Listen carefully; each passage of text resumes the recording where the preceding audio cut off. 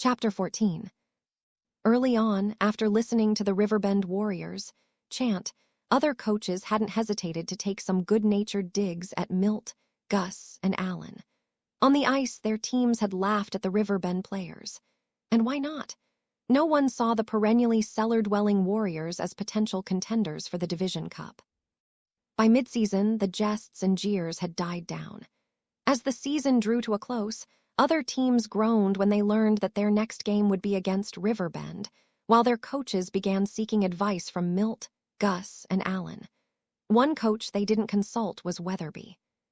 She never attended games, and when Riverbend coaches and team members alike stuck to the story of an ancient African-American lady who lived in a nursing home as the source of their success, all concluded this was an elaborately concocted tale to hide whoever was really behind Riverbend's success. Numerous stories made the rounds. Several involved a National Hockey League coach. Some said he was being paid. Some said he was an uncle of one of the Riverbend boys. No one believed the lady in the nursing home story. Bud Benson, coach of the Sandy Point Winterhawks, a team that usually dwelt in the cellar with the Riverbend Warriors, went so far as to drop by a Riverbend practice. "Hi, Milt. I was in the area and remembered that you practiced on Thursdays, so I thought I'd drop in and say hello." "Good to see you, Bud. It gives us a chance to introduce you to our secret weapon, Miss Weatherby," said Milt, sure that was why Bud happened to be in the neighborhood. Weatherby uncharacteristically mumbled her hello and then, leaning close to Bud's face, said, "You want a hamburger? They always get me a hamburger." Turning away, she abruptly sat down and began to pick at a button on her coat, mumbling to herself and ignoring Milt and Bud embarrassed. Milt stammered something to Bud about Weatherby's not quite being herself. Minutes later, Bud departed, with one last glance at Weatherby, who continued to sit with her head down, picking at her button. From the corner of her eye, Weatherby watched Bud depart and then looked up at Milt with a huge smile. "What are you doing?" said Milt. "Driving 'em nuts," said Weatherby with a burst of laughter. "You don't suppose Bud just happened by, do you? Now let's get out there and get these boys ready to play high-five hockey on Saturday." When Bud got home, he telephoned several other coaches. The message to them all was the same. Riverbend was up to something so secret that they'd even hired an old lady from a nursing home to help with the cover-up. Weatherby's first game was the season's last. She didn't sit with the other coaches, though. She had Jack with her, and the two sat in reserved seats right behind the players' bench. Normally, reserved seats weren't needed, but this game was a sudden-death final, and the winner would go home with the Division Cup. The arena was packed. Riverbend had made it to the cup. 30 minutes of hockey, 3 10-minute periods would determine the winner. For the first time anyone could remember, newspaper reporters and television news crews were in attendance. Riverbend's road from the cellar to the top of the league was the kind of human interest story sportscasters and writers loved. The novelty of the media presence was of more interest to the parents and other spectators than it was to the Riverbend team, which burst onto the ice one last time, chanting, "Pum nim, cat nim. This is our pledge to Tim. Chemo, chemo, Dara stamps. Riverbend will be the champs. Where tear tiny gleam. Warriors are a high-five team." "Well, Weatherby, are we going to win?" asked Alan, leaning back over the wooden rail that separated Weatherby's seats from the players' box. "We already have," said Weatherby. "Every one of those boys has experienced the magic of being part of a high-five team. It's a lesson they'll never forget." "You're right about that," said Alan. "Having a good time, sir," he added, turning to Jack. "The best. I haven't been to a hockey game in years." Weatherby looked at Jack in surprise. On the way out of the nursing home that evening, she'd whispered to Alan that Jack was having a good day. It was difficult for Alan to tell. Jack had been silent during the whole trip and had given no indication that he knew where they were going. "Only trouble with school games instead of professional ones is you get hot chocolate instead of beer," Jack added with a laugh as he lifted his styrofoam cup of hot chocolate in mock salute. Alan turned back to the ice, pretending he hadn't noticed the tear sliding down Weatherby's cheek as she reached over and held on to Jack's free hand. As the boys skated through the warm-up routine, Alan focused his attention on the opposition. He felt that a good tip-off to a game's final outcome came from observing the opposition coaches before the action started. The louder they yelled, the more they shouted orders, the more they berated boys for making errors, all common coaching techniques, the more likely it was that Riverbend would win. Today, though, the signs were not good. The Meadowland Thunderjets were team players led by coaches whose philosophy closely matched that of Alan, Milt, and Gus.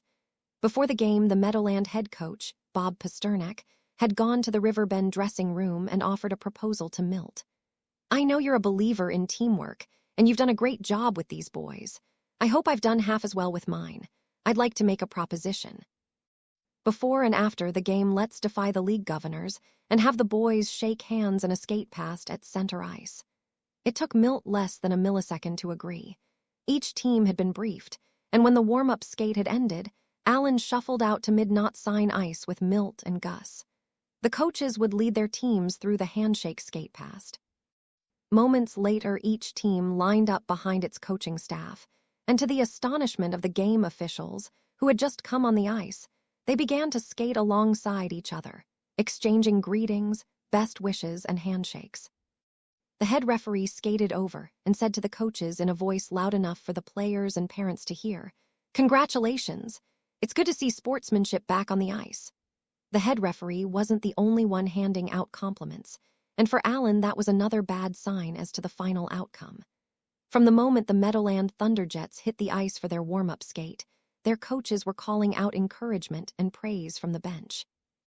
Alan thought he, Milt, and Gus had become adept at spotting the boys doing things right and then handing out rewards and recognition, but he had to admit these other coaches were their equal.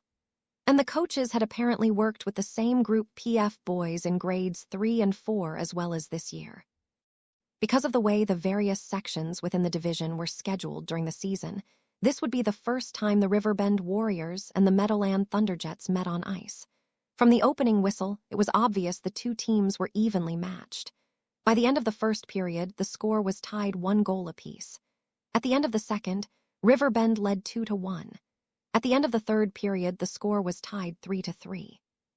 The teams played 2 5-minute sudden death periods with no change in the score. By then, both sides were exhausted. As the kids sat on the bench to catch their breath, the head referee called the coaches to center ice and said, "We've never had a situation like this before, so you may be unaware that the league rules state if the game is still tied after 2 overtime periods, the gold goes to the team with the best win-loss record during the regular season." The coaches knew their records. Riverbend had 2 more losses. The Meadowland Thunderjets would be awarded the cup. The Riverbend Warriors would be the silver medal winners. Milt had the sad task of returning from center ice to tell the boys the bad news. It was made easier by Bob Pasternak. "I'll wait here and chat with the ref while you go over and tell your team. It's best they hear it from you rather than from my bunch cheering. Then if they're up to it, I'd still like to do a handshake skate past." The Riverbend Warriors gathered around Milt to hear the news. "It turns out we don't get to play a third overtime. The championship gets decided on which team has the season's best win-loss record," Milt said. He paused. He could tell from the looks that the boys knew exactly what that meant.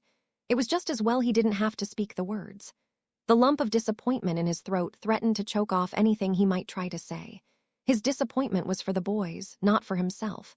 They had worked so hard, they had come so close, and now to lose. "But we're undefeated," whooped Tim. "We made it to the Division Cup, and we're undefeated in the sudden death final. We get undefeated silver." Suddenly, Tim's teammates joined in with such enthusiasm that you'd have thought they won.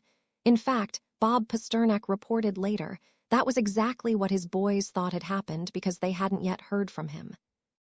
Milt laughed and, turning to Alan and Gus, said, "I swear if that boy woke up on Christmas morning and found a pile of horse manure under the Christmas tree, he'd go running around the house looking for a pony."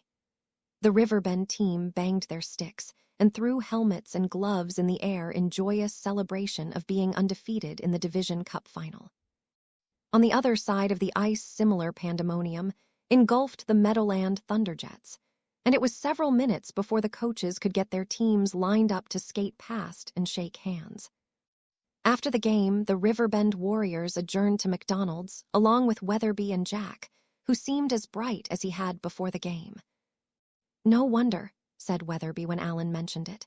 "After you spoke to him, he dozed off until the middle of the third period. Look at him now, though. said Alan. 2 tables over, Jack was sitting with a group of boys and telling them stories. He's doing great. He is. Until you rescued me, I hadn't realized how much I missed the stimulation of being around children. I completely ignored the fact that Jack's world was deadly dull, too. I knew it, of course, but I just failed to recognize that he could still respond to others.